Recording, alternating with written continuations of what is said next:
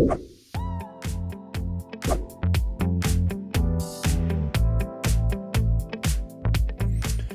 and welcome to our Insights podcast. I'm Leon Herszon, your host.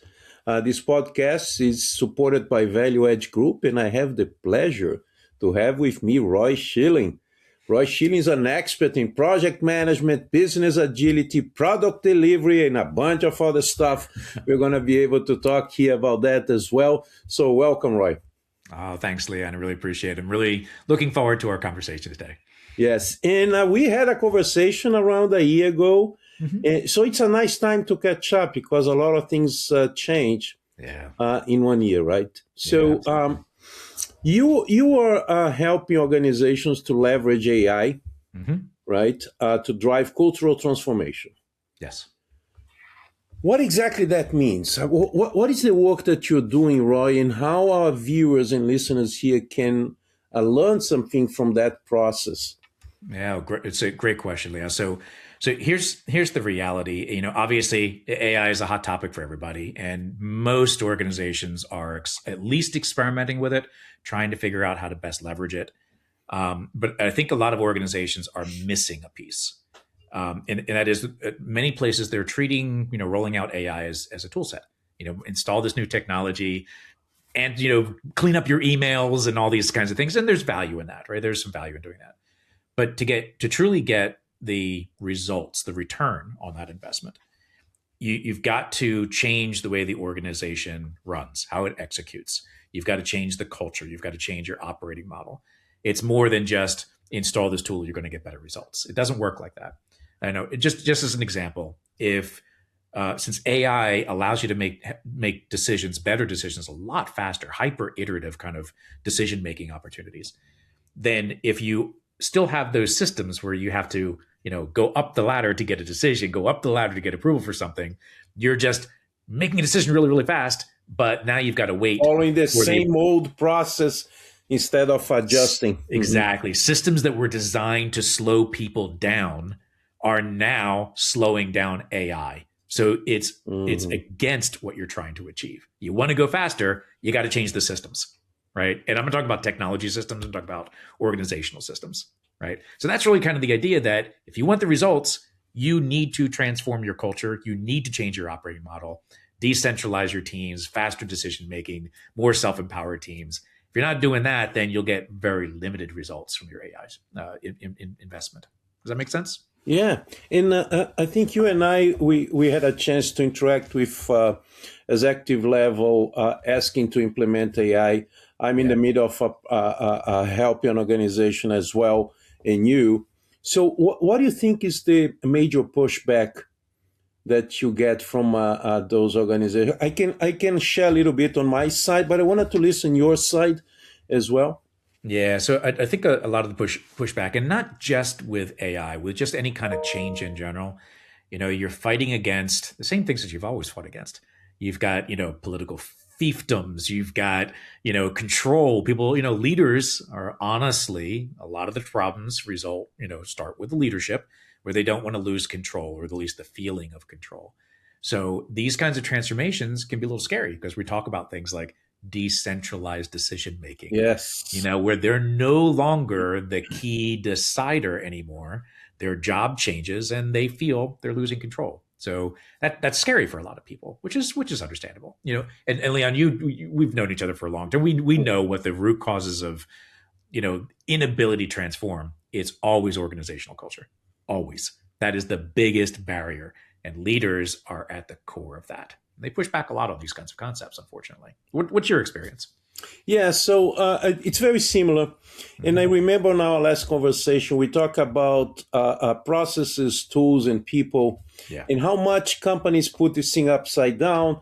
They start with the tools, and then they adjust their process to the tools, and then... That's what's happening with AI now, too. Which is the opposite, right? Yeah. So it's about the people. It's about the people on both sides. On executive level and also on operational level, tactical level, you see a resistance of keeping the old process because they're so attached to that process that they have a hard time to let it go. Yes. They have a hard time to. That's why when companies, many companies want to reduce cost, what is the first thing they do? Even though they say our people is our main asset, they fire people because Fire it's people. easier. Yep. It's easier to fire people than to review your processes, Yes. just to. And AI can be such an advantage on that, and we are facing Absolutely. something very similar, right? Yeah, it 100% agreed. It is an incredibly similar situation, and this is why I view that leveraging AI might give additional impetus for people organizations to actually change because they have such a huge investment. I mean, it's the number one thing that is being budgeted, right? Most organizations are putting huge amounts of money toward their AI rollouts. Well, if they're putting that kind of money into it, they want to get results. So it's going to force them to change. At least that's my hope, is that they're finally going to recognize if we are going to get the return we expect, we've got to make some adjustments. Yes. And I know not everyone's doing that, unfortunately. They're not thinking that way. Yeah. No, I think we align, our experience aligns very much on that as well. Mm-hmm. So you just mentioned a lot of companies are investing in AI, and some of them are looking to AI as a magic wand. I actually had this situation, a silver bullet. Everything, you have a problem, use AI. I can have a completely AI organization. I don't need people, right? Exactly. So yeah, AI might make the problem worst. It will. If you just speed up the problem and you don't fix where the issue is, right? Absolutely. And I got a great example of that. So in software development, right? And it's not all about software development, but specifically, let's talk about this example, this use case. In software development, there's a lot of buzz about using AI to write code. And it's not bad, right? It's actually quite helpful. But if you don't do it the correct way, if you're not focusing on the right stuff, then actually using AI makes it far worse. Oh yeah, it takes you. There are studies that are saying it'll actually take you 20% more time using AI if you don't approach it the right way. It makes it worse, right? You'll make bad code faster as a result. So now you've got to test it. So you need to change the way you think about how you write code. You've got to have a quality first mentality. How do you write? You start with your test cases, start with your design, describing what you need to do is really now where software engineers need to be. That I'm starting to coin this phrase. I don't know if it's a good one yet. So we don't have to use it. I'm kind of calling it meta engineering. So the basic idea is that software engineers, if they're still trying to write code, that job may eventually go away. AI will be able to do that, and a lot better than humans, a lot faster than humans. So now, what do you do with your software engineers? What is their job? It's not that they need to go away. The job needs to evolve. And that is, instead of writing the code, they need to be able to describe how to write the code.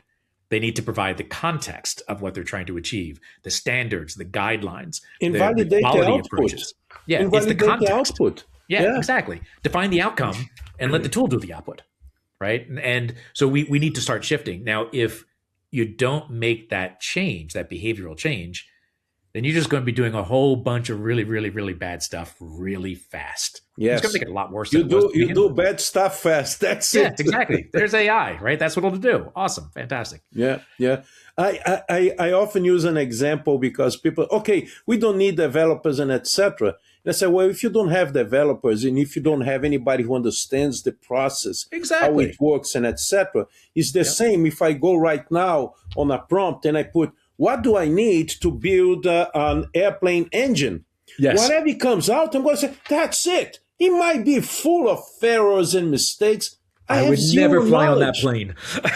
I have zero knowledge about this stuff. So it's very dangerous when we don't have any knowledge and we just receive that output without critical thinking, without previous experience. So to your point, software engineers or developers, the role is changing. They are not disappearing because you cannot just put something there. It comes out, that's it. And you have security issues and you have all kind of problems. Something's going to break. And if something breaks, the guy's not able to figure it out. Your AI is not going to fix the problems unless you can describe it to the AI, right? And describe it in a way that makes sense. Absolutely. At the end of the day, You can't hold AI accountable for a problem.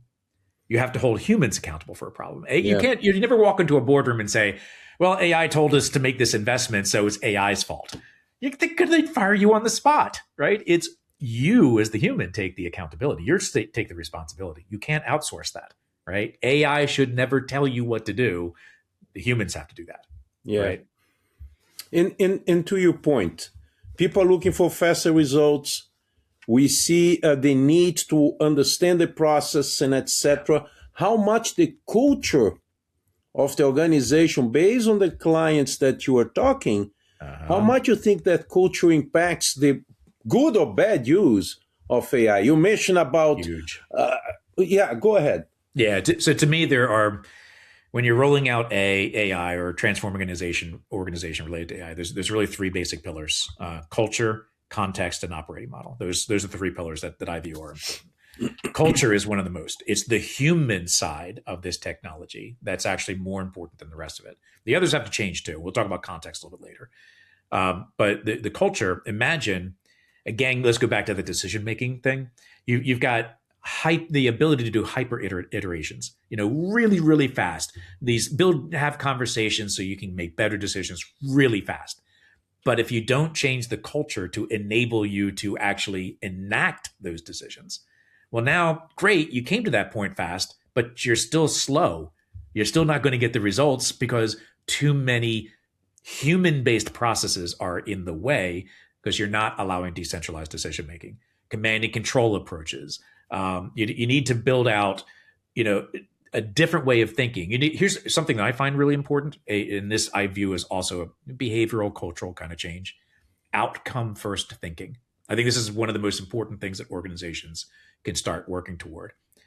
As you think about it, I think about it this way, that AI eventually will be able to handle just about any activity that needs to be done, right? So the difference between outcomes and activities, right, or outputs. The AI will be able to do most activities, right? So if an organization is focused on how many activities you complete in a given amount of time, that's the wrong view. Exactly. You're doing a bunch of stuff, but what is the outcome? It's the outcome. What's the value of what you're doing? So we got to shift the culture to focus on outcomes and results and no longer about activities, because the activities can be automated. Yeah. Right? So now we've got to change people's behaviors so they start thinking outcome first. They think about the results, what they're trying to achieve, what value are we getting? And that is more than just changing how we use a technology. It's changing how we think. That's a cultural behavioral change, which is hard to do. And that if we don't make those changes, AI is not going to give you much results. It's not going to be that great. Makes sense? And that reminds me, I just had recently a session exactly on try to educate and change the mindset of people. Yeah. Wanted to use AI as a silver bullet. Okay, let's look to the AI four lens. The inputs, the outputs, where's the decision?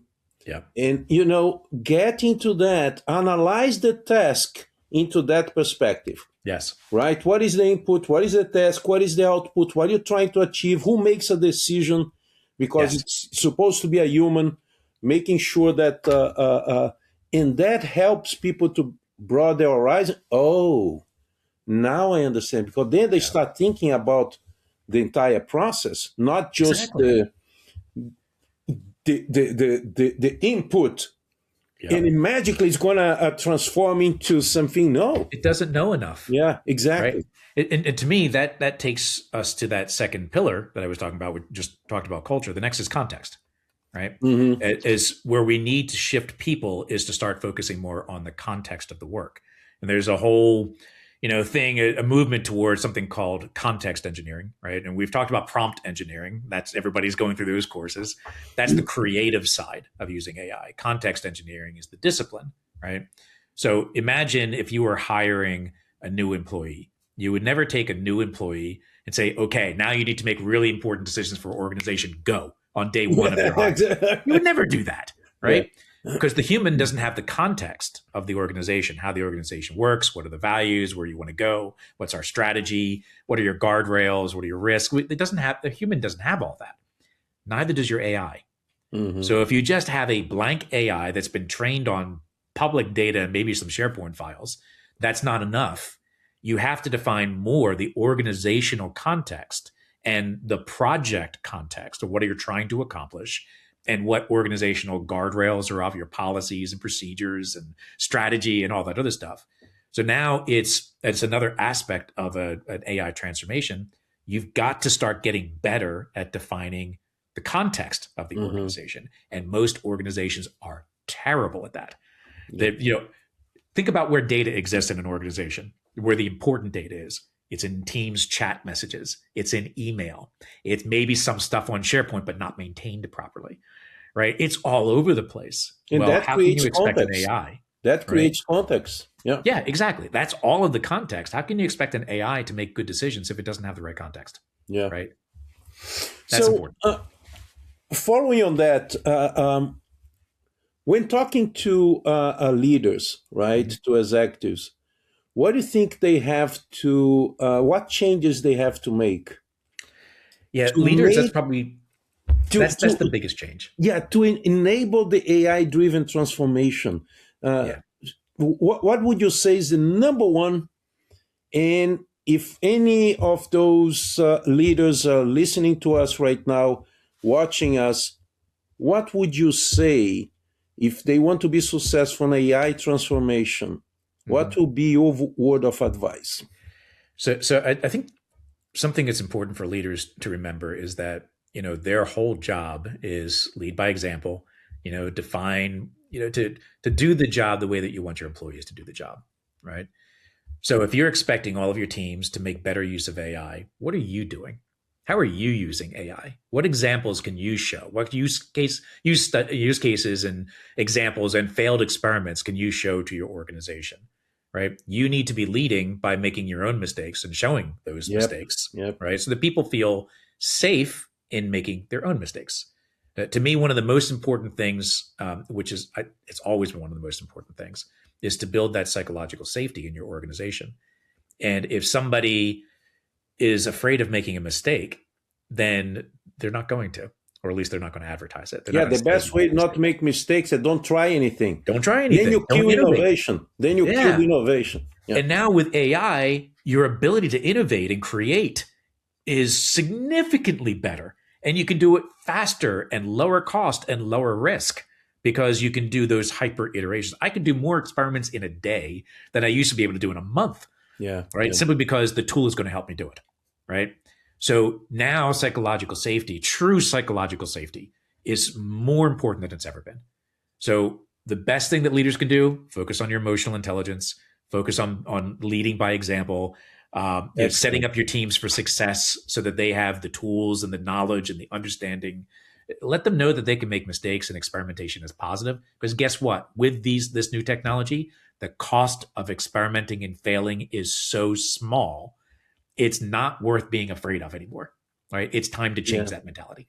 And I'm so happy to hear you saying that, because that case I just mentioned to you, the executive was part of that session together with everybody, making the mistakes, trying the stuff. Everybody was in the same boat, and that get people comfortable to try, not to be afraid. And no, the executive was, wow, I made this mistake here. I'm trying something else. What are you guys trying to do here? And everybody started to talk about. That's the psychological safety you're talking about, right? Absolutely. When you think about it, how do you build trust? You want your team members to trust you. Trust starts with vulnerability. It starts with yourself. So if you can show your mistakes and be vulnerable in front of others, they're going to start realizing I can be vulnerable too. And it's going to be treated with respect. So that showing, that very public display of vulnerability and making mistakes is huge in building the ability for people to trust that they can make mistakes safely and they're not going to get ridiculed for it or have it shown up on a performance review, right? Critically important. Yeah, great advice. Great advice. Thank you. So transformation patterns. What are you seeing consistently being done in a positive and also in a negative way? So after so many iterations that you had with different organizations and etc., you probably saw some trends that lead to success and lead to failure. Yeah. Right. Yeah, absolutely. So the first trend that I'm seeing that's working somewhat well, depending on how they implement it, is a cautious rollout of the technology, implementing change management as part of it. It's not just here's a new tool, go use it. The change management is part of it. The reality is most organizations are still learning how to use it. They still don't have solid governance policies. They're still learning what those policies are, right? So cautious rollout, making sure that they're not exposing intellectual property and they're just exposing themselves for legal risk, things like that, because it's a real risk. That is an absolute real risk. So rolling it out cautiously, but also being flexible and adaptable when your audience, your team members finally say, you know what, we really need this. Well, take that at heart and start implementing those things, right? Because they're eager to use the tools most often. So cautious rollout, be careful with it, make sure you have good governance policies in place, and encourage your team members to use it. Flip side, some negative patterns, and there's lots of them. Too restrictive, right? I actually worked with an organization very recently where they said, we're not using AI at all because we're afraid of it. Yeah. That is just I know. I had similar experience as well. And when they do, they go limit so much that it is can barely do anything. Yes. It's so limited. It's like all you can really do is clean up your emails. Yeah.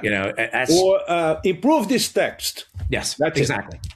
I could have done that 10 years ago with Grammarly or one of those other tools. I didn't need an expensive AI copilot or whatever to help me with that stuff, right? So, being too restrictive, being too risk averse is not the right way to approach it. You're going to make mistakes. Bad things are going to happen. We have to acknowledge that and accept that risk. So try it, roll it out there, let people do their thing, but encourage the change management aspect. Always, I think an important pattern is to recognize that it's not a tool. It's the human side that's the important part. How people react to it. People are either afraid of it or they're optimistic about it, or maybe a little bit of both. You have to deal with the human emotions, the human systems that are involved in using these tools. Focus on those. It's not just, we made it available, let's see what you do with it. You got to make people comfortable with it. Encourage an AI first mentality with your organization. Everyone should be in the tool every single day, even if it's for 20 minutes, just to learn it. The more they use it, the more comfortable they're going to be with it. It's the humans that will make it work. So focus on the human side, right? What would you say is the number one fear that organizations have on using AI? I will share my perspective as well. Yeah. But what are you seeing out there? So the number one fear that individuals, that people have, and then we'll talk about the organizations in a minute. There are a lot of people that are afraid that once AI is rolled out, I don't have a job anymore. Right? That's one of the biggest fears out there. Reality is, are some jobs going to go away? Yes. Let's just be honest about it. Yes, it's going to have some displacement. It's going to have some displacement. Yeah. I mean, look at Industrial Revolution. There was a lot of displacement too. Yeah. Right. And there's pros and cons to all that. And yes, it was not everybody came through it properly. Right. Carriages, horses, cars. Exactly. Steam engines, electricity. And then you have it, right? Any of these kinds of innovations, you've got disruption. And ultimately, all of those innovations created more jobs than they displaced. But they are different. And some people, unfortunately, may get left behind. And that's the fear, right? We don't want that to happen. So individuals are largely very concerned that, maybe they're not going to have a job anymore. And I encourage people to get past that fear.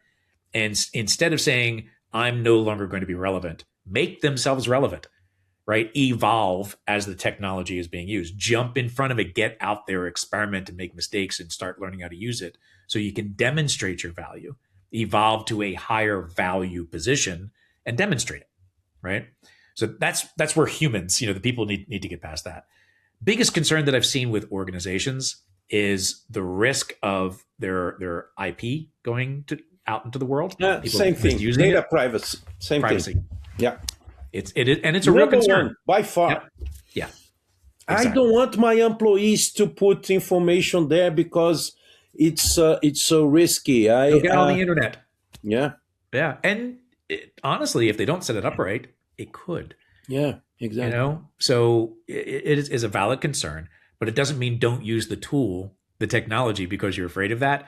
Get in front of it, tighten it down, and you'll be okay, right? But you got to start using. If you're not, your competition will, and you're going to be left behind, right? Yeah, and there are so many other elements, right?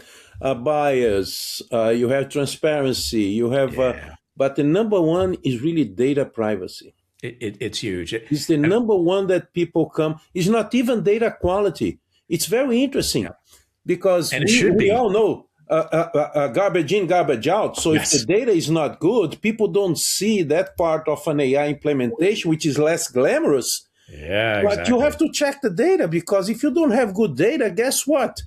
Yep. If you have an enterprise environment and you want to collect information, yes, AI can analyze a massive amount of data. Bad data is going to give you bad results very fast, right?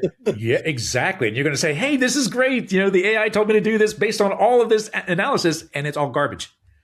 Right. Yeah, So yeah, then that's another point is you need proper data governance to make sure your data is clean. So the whole organization needs to shift toward, again, the context engineering of building good data, access to good data, making sure that it's got the access to the right stuff at the right time. If you're not doing that, you got a real problem, right? That's just to me my biggest fear. So we talked about individuals, the people using it, and organizations. My biggest fear with AI is organizations start delegating authority and decision making to a tool. yeah. I'm very nervous about that. I've had organizations say, "Hey, we'd love to have an agent to make these decisions for us." There's one organization wanted to have an agent to make board level decisions. It's like, no, Yeah, don't. an agent that's going to act as the The executive, the CEO, CEO. Are you insane? don't do that. No, yeah, Great, an exactly. interesting thought experiment, right? Yeah. But you can't do that. Please don't do that, right? That's my biggest fear. Yeah, I'm with you on that. And in doing that conversation with those companies, I often mention them. Listen, we get all the information, we get what we need, but the human makes the decision. The Yes, human 100%. makes the decision. Yep. Very good. All right. So you think companies are changing their workflow, their roles that Considerably. people are playing, how they make decisions? We just make a comment about making decisions. Hopefully, Yeah. people are not going to go to that direction and have an AI agent making decisions. Yeah. Can you imagine if there was an automatic decision during the Cuba Missile Crisis Yep. when they made a mistake? It's Then that would be it's World War III back yep. then, right? So, Exactly. Exactly. It's like that old movie from the 80s, I think it was War Game. War yeah. Games, remember that one? Yeah, that would have been a terrible decision, right? So yeah, we don't want that to happen. So yes, absolutely. Organizations have to change their workflows, and I want to talk about that in a little more detail.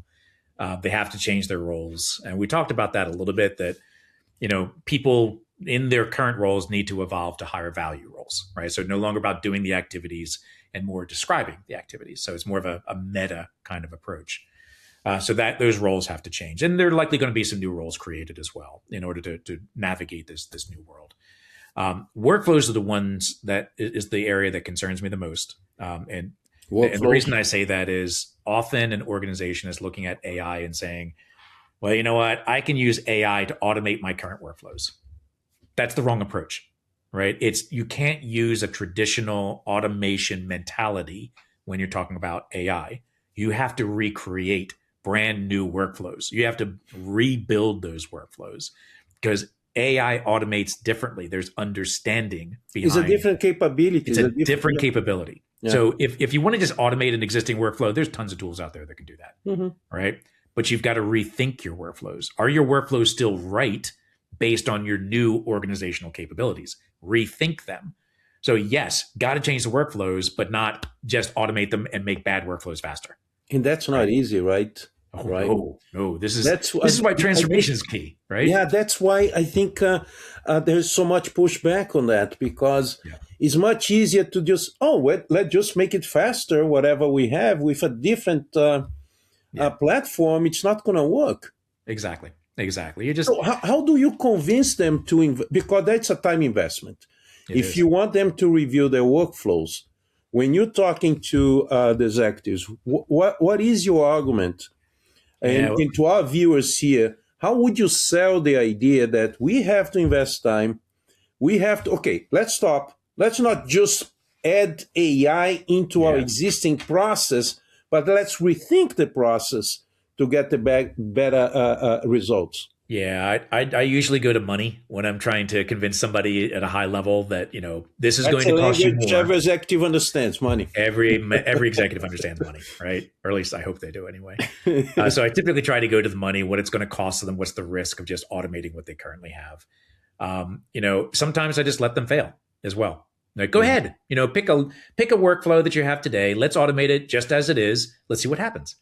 And then they eventually find out that through retrospecting this item and reflecting and getting feedback that, great, we just made a bad process faster. Okay, so that's not going to help us. Or So even what's worse in the case of the development that you mentioned, right? Yeah. You get more problems than you had before. Exactly. So let's talk about another workflow. How AI. Let's talk about software development again for a second. So traditional software development lifecycle. That's a workflow, right? Essentially, it's a workflow. If you are trying to use AI using a traditional software development lifecycle workflow, you will fail. It is different. The way that you write code using AI is completely different than we have done in the past. Yeah. So now here's a real issue though. We've got organizations that are still doing traditional SDLC, right? Still out there. A lot of them are still out there doing that. Collect the requirements, do the analysis, do the design, build something, test something. Prototype, test, yeah. Does not work anymore with AI. It's just the wrong workflow. So let's go beyond that. And you have some organizations that are investing in DevOps, a number of organizations. So DevOps, different workflow, but still a workflow. AI is even further along than that, right? It completely changes the dynamic. It is a completely different way of building code. I can do vibe coding and come up with prototyping in minutes, right? I can do in an hour session with my Simulate, stakeholders. everything. Yep, I can do this really, really fast, hand it over to developers, an engineer to make it a real production product. I would never turn vibe coding into production, right? But handing it over to people that can, that's very different. So if you haven't already developed or adopted DevOps and you're still in that traditional SDLC, you've got this huge paradigm shift that you got to go through, right?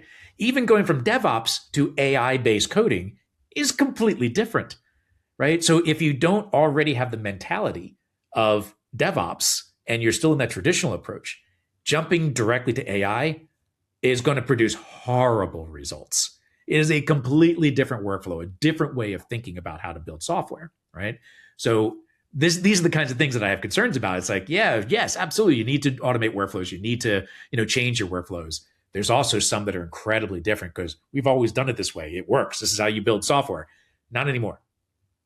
It's very, very different, right? So there's a huge paradigm shift. So without giving names, Yeah. are you seeing organizations on the software development or being able to do that very successfully, to do this jump already? No, not many. There's some, let me say this. There's some organizations that are software technical organizations. They're obviously going to be ahead of the curve, right? They may not be doing it great, but at least they're ahead. I am working with one organization right now. The vast majority of their teams are not doing it great. They still have a lot of traditional, some DevOps, that kind of stuff. So they're kind of a mix, but there's one or two teams that are doing it really well, right? These folks have already been a very advanced level of DevOps. So they already had the mentality, they already had the decentralized team model, the self-empowered teams, they had all of those right cultural and behavioral things in place. So shifting to the AI approach was a lot easier. And they're still doing it wrong, right? They're learning that they're doing it wrong. And we don't know how to do it right yet, right? We're still all learning. But it's rare to see an organization making the leap. They're still thinking, I can just take all of my requirements and feed it to an AI and it'll produce code. It won't. Yeah, I mean, it will produce code. Yeah, it will produce something. Yes, of course. It's going to be garbage, right? And worse, you've got some consulting companies out there that's saying, that's all you got to do. Just take your AI, just feed it a whole bunch of user stories and you're going to be good. It's going to generate the code for you.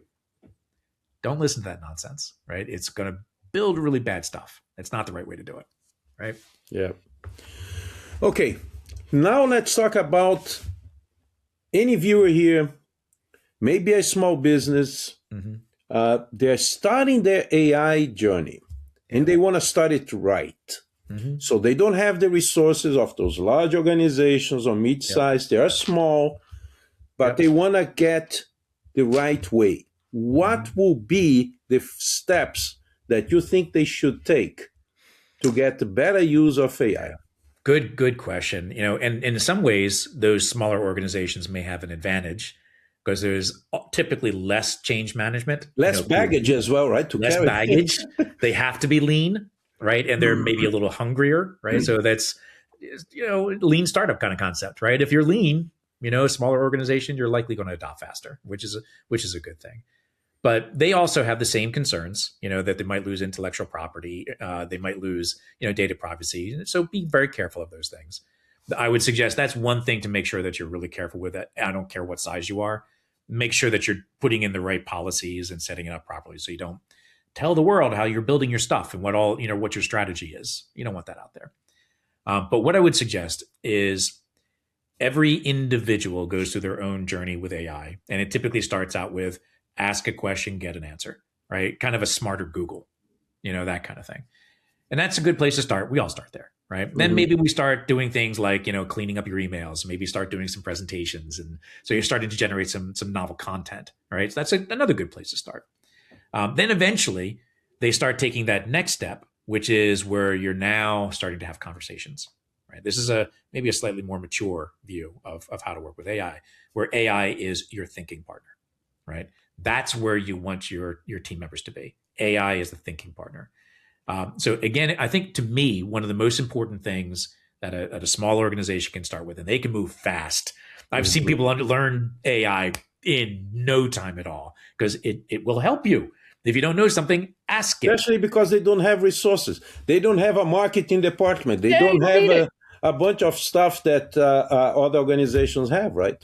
Yeah, exactly. So they should be able to move really fast as a result. A good friend of mine had very little AI experience, very early stuff, afraid of ChatGPT, that kind of good stuff. And I kind of, turned him on some ideas. Within a month, he was very mature, doing all kinds of good vibe coding and, using it as a thinking, just doing all kinds in a very short time span.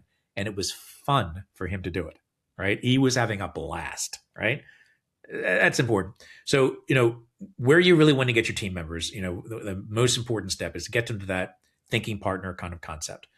Outcome first thinking. Encourage that little micro pattern as individuals. Encourage all of your team members. Interact with AI every single day and ask it, how might we solve a problem together, right? Here's my outcome. Here's what I'm trying to achieve. Let's talk about a problem and help me solve this problem, right? Set up your basic, personalization, like you as the human are in charge. You make all the final decisions. Things like that. Start people thinking differently. Outcome first thinking is a critical step, and it's a micro pattern. It's relatively simple to start implementing. Maybe hard for people to remember it, but it's pretty easy to start thinking that way. Does that make sense? Excellent. Yeah, absolutely. Yeah, thank you for sharing that. I asked you last time we chat to recommend one or two books that were instrumental for you. I remember one that when we talk transformed, you have that in the back here. I have a great book. Yeah, one of my favorites. Focus on the outcome, on the product, not on the process itself of the project, right? What would be one or two books that you would like to recommend to our viewers? So one of my favorites is it's called Human and Machine. It's the full title is Human and Machine: Reimagining Work in the Age of AI. One of the reasons I like that book, and it's by Paul Doherty and James Wilson, James Wilson. One of the reasons I like that is it aligns with my view of how to implement AI, and that is humans first, right? Don't roll it out as a technology. You gotta bring the humans along, right? So it's a very human-centered story. It's a human-centered approach. And if you want to be successful with AI, it's not about the technology. It's about how the humans use the technology and keeping humans in the loop, right? And that's a really important book. I think it's a very important book. Another one that I've read actually just kind of recently is called Co-Intelligence, Living and Working with AI. Another good book. Again, the reason I like this one is it frames AI as a collaborative partner, right? So it's not just this tool that will give me an answer. You're collaborating, you're disagreeing, you're challenging each other, right? And so it's not just a technology. It's a collaborative partner, right? And that I think that's a good approach. I'm going to put a little plug into. I'm actually in the middle of writing a book, almost ready for production. Nice. I got to put my plug in there. So the book, kind of a working title. It might change in the near future. I'm calling it Designing for Adaptability. And it's how to use AI as the driver for organizational change. Similar to what we were just talking about, that you're investing so much money, please do the right thing and change your organization to get those results. So that's my book coming out hopefully in the next month. Excellent. I look forward to read it.